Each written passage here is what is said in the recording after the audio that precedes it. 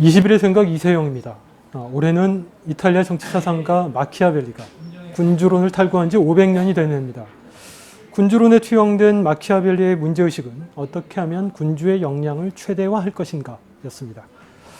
군주의 역량을 강화해서 마키아벨리가 달성하려던 건 내부 귀족 세력을 제압하고 외부 침략으로부터 주권과 인민을 보호할 수 있는 강력한 통일국가의 건설이었습니다. 군주론이 나온 지 400여 년이 지난 뒤 이탈리아에는 또 한 명의 뛰어난 정치 철학자가 등장합니다. 안토니오 그람시입니다. 그는 마키아벨리의 군주로부터 인격성을 걷어냄으로써 그것을 새로운 집단 주체로 재해석했습니다. 그것은 대중적인 정치 정당입니다. 그람시에게 정당은 지식인과 대중을 연결하고 새로운 세계를 향한 일반 의지를 형성하며 현실화하는 현대의 군주였던 것입니다. 이번 주 한겨레 21 표지 이야기 주제는 민주당입니다. 50년 만에 정권 교체를 이뤄낸 주역에서 10년 만에 분열과 무능의 대명사로 전락한 대한민국 정통 야당. 군주는커녕 환관의 눈치와 처세술마저 갖추지 못한 불임정당 민주당의 문제가 무엇인지에 대해 정치팀 기자들이 해부했습니다. 이 자리에 정치팀 김혜현 기자 나오셨습니다. 안녕하세요. 네. 안녕하십니까. 지난 10월 30일 두 군데에서 국회의원 재보궐선거가 치러졌죠. 네. 두 군데 다 민주당이 패했고 새누리당이 이겼습니다. 네. 어떤가요? 반응이? 새누리당은 좋아하죠. 네. 민주당은 뭐 한쪽이 좋아하면 한쪽이 막 초상집이 되거나 해야 될 텐데 그렇진 않습니다. 민주당이 애초에 뭐 그렇게 큰 기대는 하지 않았던 선거였던 게 사실입니다.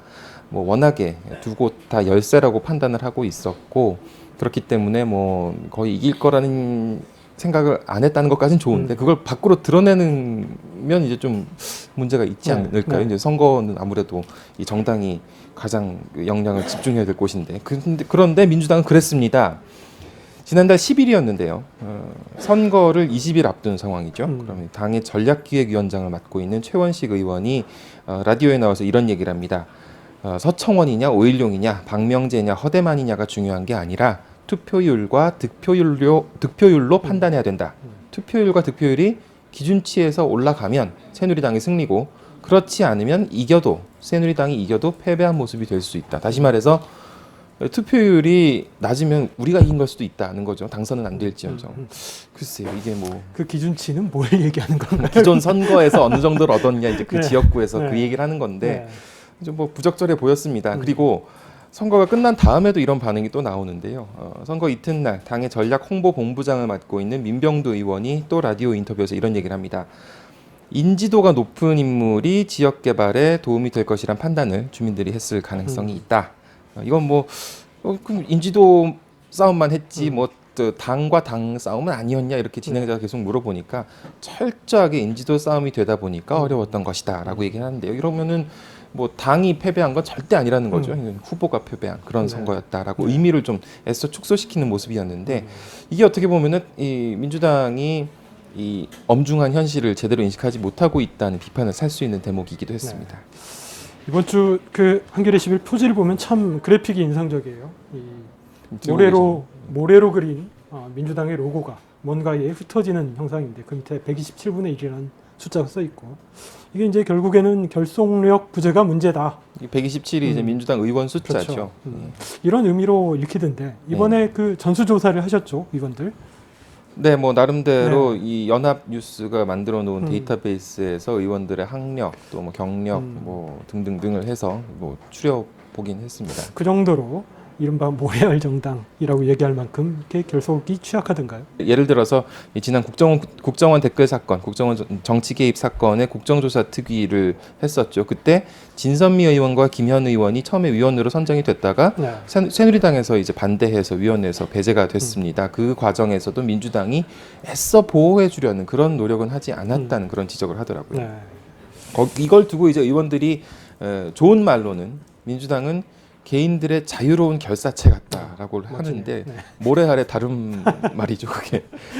이제 또 이번에 국정감사를 했었는데 국정감사에서도 우리가 흔히 이제 생각하기로는 지도부가 어떤 이슈를 갖다가 이번 국정감사에서는 이거는 정말 세게 한번 밀어붙여 보자. 그래서 이 정부가 제대로 이걸 못 하고 있다는 걸 국민들에게 여실히 한번 보여주자 이런 이 전략을 짜고 힘있게 한번 밀어붙이는 그런 국정감사를 우리는 상상하게 되는데 그러지 않았다는 겁니다. 뭐 상임위원회에서 의원들이 역할을 분담해서 화력을 쏟아붓는 그런 당연한 전술이 보이지 않고 정부기관 대선 개입 문제도 개별 그 중요한 그 대선 개입 문제마저도 개별 의원들이 산발적으로 제기를 해서 이슈화했을 뿐이었다라고 이야기를 하는 걸 보면서 아 우리가 표지를 저렇게 해야겠구나 하는 생각을 하게 됐었죠. 전략도 없고 뭔가 좀 바꿔보려는 의지도 없다는 건데 이 정도로 이 결속력이 취약한 건 어떤 이유 때문인가요? 구심점이 없다는 겁니다. 이 리더가 없다는 거죠. 이 김대중 전 대통령이나 노무현 전 대통령 같은 경우에 김대중 전 대통령은 뭐 아주 이제 긴 시간 야당 제야 그리고 이 야당 생활을 하면서 어떤 좀 형성된 민주주의 지도자라는 그런 캐릭터가 있었고 또 노무현 전 대통령 같은 경우에 뭐 평가는 다르겠습니다만 대통령이 된 이후에 어떤 뭐 구심점으로서의 역할을 한 면이 있었다고 볼 수 있는데. 한 고참 당직자 얘기입니다. 두 사람의 그늘에서 큰 사람이 없었다. 지도자가 클 수 있는 발판이 없었다는 얘기입니다. 그러면서 이제 당내에서 당내 민주적 질서만 계속 강조를 하다 보니까 강한 리더십이나 야성을 키우는 그런 구조를 차단시키게 됐던 그런 과정도 있었다고 지적을 하고 있습니다. 이게 일종의 집권 10년의 후폭풍이었다는 얘기를 하고 있는데요. 어떤 누군가가 이 권력을 잡게 되면은 잡지 못한 이들이 비판을 하고 시기를 하고 뭐 이런 식의 과정이 되풀이되면서 어떤 구심점을 잃어버렸다 이런 얘기도 있었습니다. 또 한 가지 지적되는 것은 현 지도부의 문제점이 있었는데요. 김한길 대표나 이 전병원 대표 같은 경우에 글쎄요, 뭐 당에서 오랫동안 비주류였다고 평가를 받고 있습니다. 당에서 뭐 어떤 중요한 당직을 맡은 적도 있었는데 그렇지만 여전히 뭐 그 길게 봤을 때 그리고 최근 몇 년간을 봤을 때 당내에서 어떤 주류를 형성하지 못했고 그렇기 때문에 지금 요 직전까지 주류였던 그룹 사실 저희가 이번에 전수조사를 하면서도 개파는 중요하게 다루지 않았습니다. 왜냐하면 개파가 정말 현실적으로 복잡한 것도 복잡한 건데 개파라는 게 사실 이 미래에 어떻게 할 것인가를 놓고 파벌을 형성하는 게 맞는 거잖아요. 근데 지금 민주당으로서는 미래를 기준으로 한 파벌은 없고 과거를 기준으로 한 파벌의 흔적은 남아 있는 거죠. 그렇다면은 과연 이 개파를 얘기하는 게 의미가 있나 싶어서 개파를 크게 얘기질 않았는데 어쨌든 이 이른바 뭐 친노라고 불리는 이 구주류 같은 경우에 이번에 대선 책임론을 이야기하면서 이번 지도부에는 뭐 큰 역할을 하지 않는 것을 목표로 하고 지금 거의 다 빠져 있는 상황입니다. 그러다 보니까 당의 지금 주요 당직이 대표 이하 주요 당직이 다 비주류였던 분들 또는 초선 의원들로만 채워지는 그런 결과를 맞게 됐다는 이야기들을 많이 듣게 됐습니다. 실제로 그렇습니다. 당에서 지금 사무총장이 삼선 의원이고 전략홍보본부장이 재선 의원인데요. 대변인 2명, 전략기획위원장이 다 초선이죠. 원내 지도부에 보면은 부대표 14명 중에서 수석 부대표와 선임 부대표를 빼면은 12명이 다 초선 의원입니다. 선출직, 지명직 최고위원을 봐도 6명인데 3선이 2명입니다만 다 뭐 주요 당직이 없는 분들이고 주요 당직 경험이 없는 분들이고 뭐 재선 1명, 초선 2명, 원외 1명 이렇게 구성이 되어 있습니다. 또 한 가지 지적이 된 부분은 지도부 내에서도 좀 어떤 좀 개인 플레이가 많이 이루어졌다. 뭐 그런 게 있었는데 대표적으로 얘기가 됐던 게 이 대화록 실종 사건 때 NLL 대화록 실종 사건 때 최고위원회에서는 뭐 다들 만류하는 분위기였는데 굳이 이제 그 조경태 최고위원이 문재인 의원의 정계 은퇴를 요구하는 기자회견을 한 적이 있었습니다. 이건 뭐 글쎄요 당의 어떤 구심점 있는 응집력 있는 그런 당이라고 보기가 좀 힘든 구조일 수도 있겠죠. 지난번에 그 조경태 의원 가지고 칼럼을 쓰셨다가 좀 항의를 많이 받으시지 않았습니까? 이렇게 또 언급을 해도 괜찮으실까 모르겠네요. 네, 알겠습니다. 민주당이 최근에 당의 상징색을 바꿨죠. 네, 9월 1일부터 파란색으로 바꿨습니다. 푸른색으로. 이 본문의 사진에도 나오지만 이 김한길, 전병헌 이 투톱이 푸른색 야구 모자를 이렇게 쓰는 장면을 보니까 전 자꾸 이 프로야구팀 삼성 라이온즈 생각이 나더라고요. 원래 올해 이 삼성이 3연패를 달성했긴 했지만 전통적으로 삼성 라이온즈 하면은 좀 이렇게 실력은 좋은데 개개인의 실력은 좋은데 이 응집력 또 악착 같은 끈기, 승부욕이 부족한 이런 부다구잔의 이미지가 강했거든요. 보니까 그 기사를 읽어보니까 자꾸 저는 이 삼성 라이온즈와 이 민주당이 겹쳐 보이던데 어떤가요? 삼성 라이온즈는 계속 이기잖아요. 그런데 민주당은 네. 이제 결과적으로는 그렇지 못한데 어쨌든 삼성 라이온즈와 팬들께는 이번에 네. 우승 축하드리고요. 네. 민주당은 그렇지 못하다는 얘기가 많이 나옵니다. 그렇죠. 한 예로 음. 이상규 의원, 통합진보당 이상규 의원이 저희랑 예전에 인터뷰를 한 적이 있었는데요. 이런 얘기를 했습니다. 그 국정원 댓글 국정조사 때 얘기인데요. 그때 서울지방경찰청 디지털 분석실 이제 그 분석관들이 뭐 많이들 기억하실 겁니다. 네. 분석관들이 그 뭐 CD에 예, CD에 있는 거 갖다가 이제 계속 저 찾아보면서 찾아보면서 댓글 찾았다 그러면서 뭐 이런저런 얘기를 나누는 장면. 그게 전체가 127시간이었다고 해요. 전체가 127시간짜리. 그 CD로 이제 CD 72장에 담겨가지고 이제 의원실에 배달이 됐다는 겁니다. 그때 이제 각 의원에게 전부 다 배달이 됐겠죠. 민주당 의원들한테도 갔고 통합진보당 의원한테도 왔는데 통합진보당에서는 이상규 의원 한 명이었으니까 대표로 받아가지고 이제 의원들한테 6개 의원들한테 나눠가지고 6개 의원실에서 보좌관들이 막 이렇게 분석을 했답니다. 그래가지고 이제 뭐 전부 다 살펴보고 문제가 있는 걸 갖다가 찝어냈는데 자막도 달고 그랬죠. 네. 그때를 다시 돌이켜 보면 민주당은 그런 일을 안 했어요. 이상규 의원 얘기가 127시간이면 민주당 의원들은 1시간씩만 하면 되는 거 아니냐. 117명이니까. 그러니까요. 네. 자기네들은 20시간 넘게 한 거 아니에요. 이게 막. 그런 야성이 좀 보이지 않는다. 이런 얘기를 이상규 의원이 한 적이 있었고요. 네. 심지어는 뭐 민주당 내부에서도 이 야성이 없다는 얘기가 너무 많이 나와서 열성당원들 중에서는 지금 민주당에 대해서 민한당 같다. 전두환 시절에 관제야당. 그렇죠. 관제야당. 관제야당이었던 민한당 같다는 그런 비판도 나온다는 얘기를 합니다.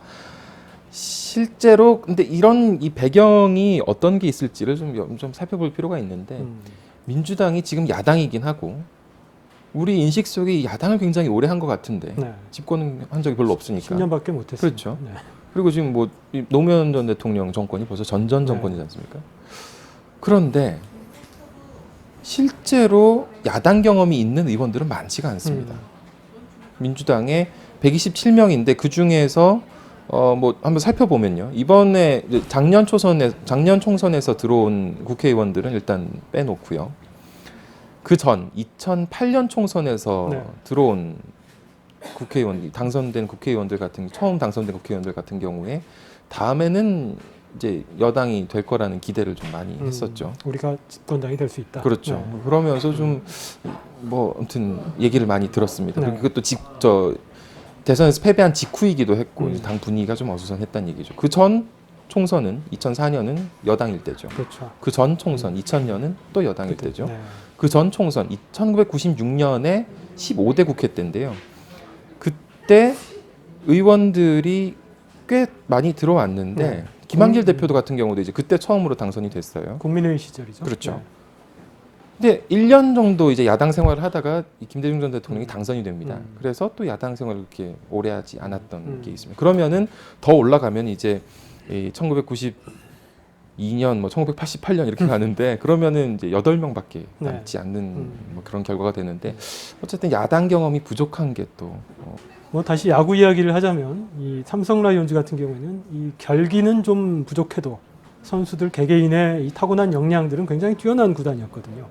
민주당 같은 경우에는 좀 어떤가요? 결기는 부족한데 의원들의 뭐 역량이나 이런 것들이 뭐 한 분 한 분 뜯어보면 훌륭한 분들 많습니다. 뭐 본인 저마다 자기 분야에서 굉장히 두드러진 성과를 보이다가 국회의원이 돼서 뭐 어떤 그 지역과 어떤 직군을 대표하는 그런 분들이 많죠. 그런데 글쎄요, 경쟁력이라는 면에서 봤을 때 과연 이 어떤 제1야당의 좀 톱 플레이어들이 모여 있는가 이 부분을 좀 의심하게 하는 대목이 없진 않습니다.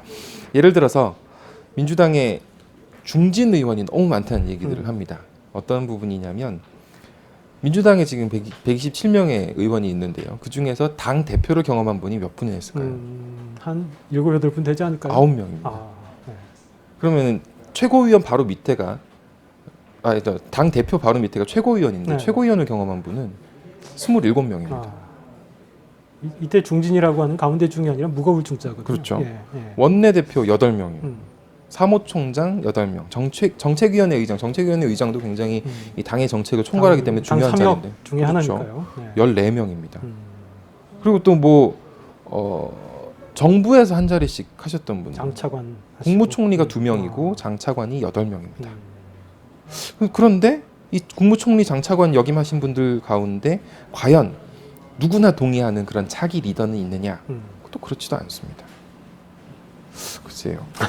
가장 개혁적이어야 할 것 같다라고 이야기되는 분들은 뭐 당연히 여러분들이 있겠습니다만 호남 의원들도 이제 그런 얘기를 많이 듣는데 호남 의원들은 또 보수적이라는 지적을 받습니다. 지역에서 이제 뭐 출세해서 어떤 성공한 그건 이제 관료 출신이 많죠. 어느 지역에 가도 있는 네.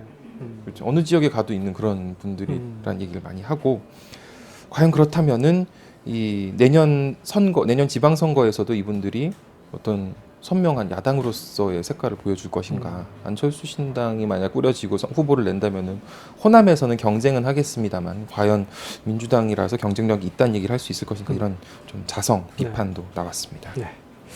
이번에 보니까 이 당내 원로 가운데 유인태 의원을 인터뷰를 하셨더라고요. 네. 아마 이제 몇 안 되는 진정한 야당 출신이다. 뭐 이런 판단이 아까 좀 8명 중에 네. 한 분이죠. 이분의 현실 진단은 좀 어떻든가요? 글쎄요, 이제 뭐 저희가 여러 가지 각도에서 좀 질문을 해봤습니다. 뭐 과연 이제 지도자가 없어서 그런 거냐, 아니면 또 뭐 이렇게 좀 더 야성 있는 좀 어떤 밖에 우리가 흔히 기대하는 장외투쟁 좀 거센 장외투쟁 이런 걸 좀 볼 수 있어야 되는 것 아니냐 이렇게 물어보기도 했는데 그에 대한 대답은 이렇습니다. 예전에 김대중 총재 시절에 절대적인 신봉자들이 많이 있었다. 그렇죠. 그렇기 때문에 이 보람의 공원 같은 데서 장애 집회를 한번 한다 하면은 그냥 바로 뭐 몇만은 쉽게 모이는 그런 상황이었다고 이야기를 하는데 이번에는 뭐 서울시청 광장에서 10,000명 정도 모으기도 힘들었다고 해요. 그러면서 뭐 이 대중 동원력을 가진 정치인이 없는 것도 문제지만 네. 지금 그런 시대가 아니라는 그런 얘기도 하고 있습니다. 유인태 의원 같은 경우에 뭐 이 과거 민주화 운동을 하면서 또 재야 시절을 겪으면서 이 민주화 운동의 지도자, 민주주의의 지도자가 그런 형성되는 그런 시절을 겪었던 의원이기 때문에 본인이 그렇게 겪었기 때문에 이렇게 얘기하는 걸 수도 있겠습니다만 어쨌든 그런 시대가 아니라는 이야기도 하고 있고요. 한편으로는 또 이런 얘기도 있습니다. 이것도 좀 중요한 대목이긴 한 것 같은데 민주당을 비판하는 목소리가 나오는 건 좋은데 과연 이 어떤 근거를 가지고 예를 들어서 민주당이 이 지금 장외투쟁을 하는데 이러이러하게 했어야 된다. 지금 하는 방식보다는 조금 더 개선된 방식을 도모했어야 된다. 또는 민주당이 어떠어떠한 정책의 길을 가야 된다. 좀 더 굉장히 민주당 정책을 잘 알고 있는 분들이 민주당에 좀 더 나아가야 될 길에 대해서 이야기를 해주거나 이렇게 했다면은 그건 귀 기울여 듣겠지만 과연 아무 맥락 없이 민주당 너무 힘이 없어 보여 메가리가 없어 이런 그냥 인상 비평 수준에 머문다면 과연 그것은 민주당 과연 그렇게 비판했을 때 득을 보는 건 누구겠느냐. 기득권 세력이다. 그렇죠. 정치가 계속 희화화되면은 아무런 발전도 이루어지지 않고 기득권은 계속 득을 보게 되는 그런 구조라는 부분에 대해서도 지적이 있었습니다. 이 대선 패배를 겪고 나서 그리 많지 않은 시간이 흘렀기 때문에 어쩔 수 없는 측면들도 있기는 할 거예요. 근데 이 시간이 지난다고 해서 나아질 것인가? 여기에 대해서는 어떤 인상을 받으셨나요? 이건 뭐 당내 얘기입니다. 당내의 고참 당직자로부터 들은 얘기를 이제 다시 전달을 하자면 나쁠 수밖에 없는 상황인 것 같습니다. 뭐 당분간은 나쁠 수밖에 없는 상황인 것 같습니다. 그러니까 일단 대선을 졌기 때문에 그 책임은 뭐 계속 민주당이 비판을 받든 뭐 지적을 받든 그 부분에 대해서는 민주당이 그건 벗어날 수가 없는 구조인데다가 내년에 이제 또 선거에서 다시 한번 평가를 받게 되는데 그 선거도 그렇게 기대를 하기가 어려운 상황이라고들 합니다. 왜냐하면 지난 2010년 지방선거 때 민주당이 이겼죠. 그렇죠. 사실상 이겼죠. 주요 광역단체를 석권을 그렇죠. 했으니까요. 석권을 했기 때문에 이번에는 수성하는 입장입니다. 공격하는 쪽이 세고 만약에 바꾸고 싶다는 의지를 가진 유권자들이 많다면 오히려 민주당이 지금 가지고 있는 그 지방자치단체에서의 위상이 떨어질 수가 있는 그런 상황이 되겠죠. 뭐 각 지역별로 따져 보면은 쉬운 데가 없더라고요. 음. 서울시도 그렇고 네. 경기도, 충청 남북도, 강원도, 뭐 영남, 호남 말할 것도 없이 선거를 치러지는 시점도 좀 불리하겠어요. 네. 보통 이제 뭐 그 집권 이듬해 집권 초반기에 치르는 지방선거는 이 정부에 힘을 실어주는 선거가 되기 마련이라고 하는데 만약 그런 추세라면 내년 선거에서도 새누리당이 유리한 고지를 점할 가능성이 높아 보입니다. 네. 뭐 애초부터 희망적인 이야기를 기대하는 건 아니지만 듣고 나니까 참 암담하네요. 네. 그래도 네. 뭐 민주당 지지하는 분들은 이런 비판적인 반성을 통해서 아무래도 민주당이 앞으로 나아가야 될 방향을 찾는데 어떻게든 도움을 주고 받을 수 있을 거라고 생각하고요. 저희가 이번에 기획한 게 뭐 어떤 의도가 있는 건 아니었습니다만 네. 민주당에서도 좀 귀 기울여 들어주셨으면 하는 그런 뭐 바람이 있습니다. 네, 수고하셨습니다. 가을 개편 뒤 인기 고정물로 자리 잡은 이명수의 충분한 사람. 이번 주 주인공은 정봉주 전 의원입니다. 감옥에서 갖고 나온 식스팩 복근으로 주목을 받았던 정 전 의원은 그다이 경북 봉화에서 농산물 직거래 단체를 운영하는 책임자가 되어 있었습니다.